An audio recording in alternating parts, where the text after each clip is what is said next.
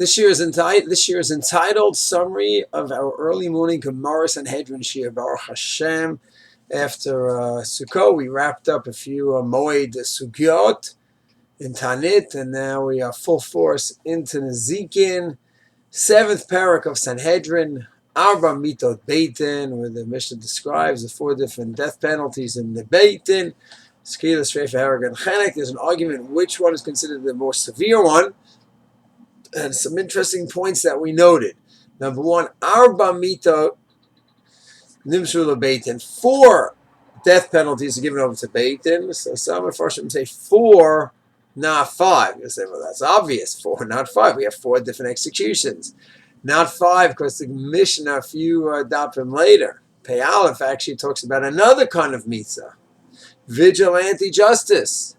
Zealots. Kanan Pogimbo. And the Mishnah describes a few cases. The most famous, of course, is a Jew who is publicly with a Gentile woman, like Pinchas saw in the Midbar. There's a lacha, Kanan Pogimbo, that the zealot kills them on the spot. Can the Beitin do that? No. The idea of a zealot killing, Kanan Pogimbo, it's another form of death, of execution, but it's not one of the Arba Misos Beitin. So Arba, 4 death penalties are given over the Beitin. There is another one, but that's given over to the Zealots. Now we discussed the Zealots. How is it that a Zealot goes ahead and kills, and if he goes and asks the Beitin, they don't say a thing? Some say that when the Zealot is so on fire, he's so disgusted by this disgrace, if he is able to stop and ask Beitin, well, what's halacha in this case? Normally, that's exactly what we should do, is ask Beitin. But this is a unique case of a zealot. And if he stops to ask, what should I do? Then he's not a true zealot. He should be bubbling about this evil. He has to just go right and kill the person. And if he stops, and that's not the case, and then Beitin have to proceed in their own way. Or some will say that the Beitin can't answer, I don't know if you're a zealot or not. Only it's between you and God. Either way, Beitin is not involved in the case of the zealot killing. They can't be involved. They themselves don't kill the zealot, and don't kill the perpetrator and the zealot himself if he comes to ask Beitin. So Arba Misos Nibshul Beitin is 4 given over to the Beitin, but there's another one given over to the zealots.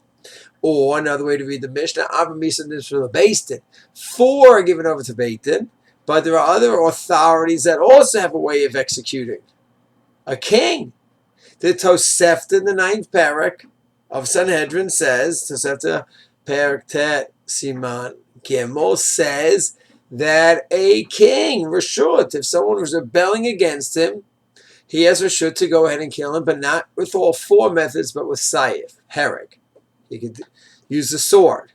And the Rambam paskins that way in Sanhedrin. Interestingly enough, the Kesef Mishnah, when he's quoting the source of the Rambam, doesn't mention Tosefta, but it is the Tosefta here. So that's a little bit of an insight to the Mishnah. Arba Misos Nibshul Beitin, 4 death penalties are given over, but there's a 5th that exists. That's not for Beitin. Then Arba Misos Beitin, but there's 1 Mis given over to whom? The king, to carry that out as he sees fit. Then the Gemara goes on and says, you should just know, when orders are given over, and numbers are given over in the Mishnah, Arba Misos Beitin, and 7 halachas in this case, the big day kahuna word that way. When an order is given in the Mishnah, you should just know, the Gemara says there's a rule that it does not necessarily mean that this order that the Mishnah is saying is indispensable. May not be. There are times when they're on. The Gemara goes on to list times when the order is indispensable. And Rashi says what that means is 2 things. That sometimes the Mishnah will be given over a list, but it's not given in chronological order. It's other ideas. Maybe the way it was written in the Torah is how it's given over in the Mishnah. So don't right away jump.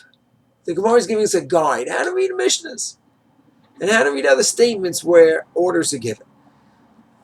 So it may be written over the way it was written in the Torah, not necessarily based on how it should be performed. Or it could be that it's giving over the order how it should be performed, but it's not indispensable. It's not makev if you messed up. So the Gemara is just giving us a guide. Sometime, and the Gemara lists, there are times when the order is absolutely crucial, indispensable, and if you do it wrong, it's worthless. There are times when you lachatchila ideally should present in this order, but if you didn't, you're yotze. And there are times when the order written has nothing to do with how it's practically carried out. So this is some of the insights from Abba Misos. Pasted. Shalom.